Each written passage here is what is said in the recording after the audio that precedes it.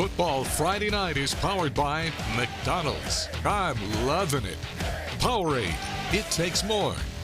Culpeper Ace Hardware. Ace is the place with the helpful hardware folks in Evans and Thompson.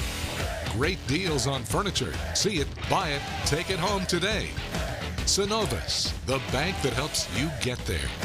Austin Park's 44 Strong Foundation. Help us help others so you can be 44 strong. Sconyers Barbecue, old-fashioned pit-cooked barbecue. And by Gold Mech, your golden rule for comfort.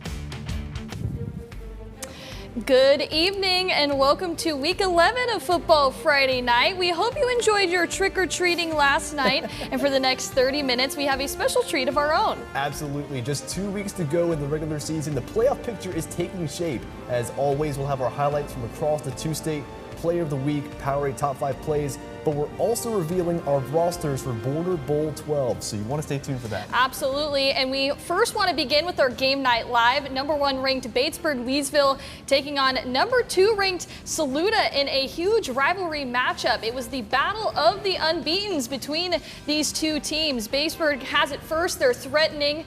The direct snap to Amadre Wooden, and he punches it in. 7-0 Panthers. The Panthers on the goal line again, and quarterback Tanner Watkins finds Katie Witt, who gets to the edge and scores 6 more. Extra point is good to make it 14-0 Panthers. Now they're at midfield. Watkins drops back, finds Witt again for a 39-yard touchdown catch. 21-0 Panthers. Now they're on the goal line, and they give it to Wooden, and we know how that story ends. 28-0 Panthers now. Saluda late in the fourth. Quarterback Drew Arendt would get them on the board as he found Mick Gaines in the quarter. Batesburg wins it 28-7, and here's their head coach, Greg Lawson.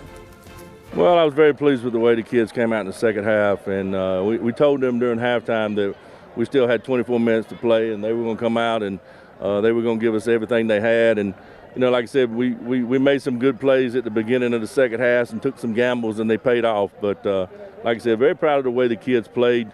You know, I told them at the beginning this was going to be a 48-minute game and that we was going to have to play 48 minutes. So very proud of the way they played.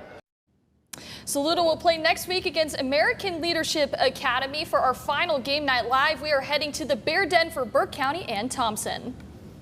Well, number 3 Strom Thurmond taking on a really good team tonight in 96. They lost to Saluda last week, and with the matchup against the Panthers next Friday, it's a big bounce back opportunity for 96 tonight, taking on 96. Let's go to the first quarter. Rebels with the ball. Coming out of the tunnel there. Rebels ball here. Breshawn Lee finds for 11 yards. That is a first down. 2 plays later, Deontay Phillips. He goes 10 yards to the Wildcat 37. Move the chains. Rebs now at the 96-11, and Cam Blacks is going to rumble down inside the 5, and later on they go for it on 4th down, but the pass is going to be broken up for a first down. Here's that breakup pass there, so it was incomplete, and Strom Thurmond actually goes on to win this one 20-7. The red-hot Barnwell Warhorses taking on Whale Branch on senior night tonight. First quarter, Warhorses ball. Logan Sturkey. He's going to take the snap, and he finds Jaquan Peebles. He gets a first down, and he's also going to get some extra help from a flag against the Whale Branch defense. Later on in the quarter, Sturkey goes for the big ball, but it's intercepted by a tag team duo from Whale Branch that stalls the drive. But next drive for the Warhorses, Nehemiah Brown spins his way into the end zone for the touchdown. Barnwell gets their 6th straight win and their 9th overall. They win it 21-14. And a rivalry week continues with Midland Valley traveling to North Augusta tonight. Last fall, this was by far the game of the year, with the Mustangs knocking off the Yellow Jackets for the first time in 25 years. But this year, a much different script. North Augusta looking to stay undefeated in region play, setting up a showdown with Gray Collegiate next week, but they must get through Midland Valley. They pick it up in the 3rd. Jackets up 31-14. Quarterback Corey Tillman hits Isaiah Smith on a 40-yard touchdown pass. 38-14 Jackets. It's Midland Valley now driving, facing third and long. Quarterback Xavier Getter hits Kamari Curtis, who battles his way to the Yellow Jacket 30-yard line. Then later on in the drive, Mustangs facing fourth and goal from the 3, and it's Xavier Getter sprinting to the end zone to make it 38-21 Jackets. The final score, North Augusta wins at 45-21. There's a range there. Yeah, and Aiken still looking for its first win, while rival South Aiken looking to get back in the win column. T-Reds get it first, and they go to Javon Edwards, who makes a man miss and breaks a tackle for the 15-yard touchdown at 7-0. Aiken has it now. They're looking to answer. They give it to Gray Kitchings, who takes it from about 30 yards for 6, 7-7, all tied up. T-Reds on the goal line. Handoff to Edwards again. He makes it untouched. 14-7 South Aiken. Hornets with it right before the half. Tanner Paget finds Darius Walker, who ties the game up at half, 14-14. Then in the third quarter, T-Reds direct snap to who else but Javon Edwards, who gets 6 more for the hat trick on the evening. Final score, South Aiken wins it 26-14. Ridge Spring Manetta facing its toughest opponent all year in a battle of the Trojans. HKT playing for that region title as well in their region. First quarter for HKT, Trenton Summers goes 24 yards to the 1-yard line. How about those hot pink jerseys, Gianna? That's something. Very next play, Summers hands off to Stetson Stack, and he finds the end zone to put HKT on the board. HKT will get the ball back on an interception by the defense, and that's going to set up this play for Mr. Summers. He is going to find the end zone. HKT with a big win, 60-8. Number 6, Bamberg Earhart taking on Denmark Olar. Red Raiders led at 14-2.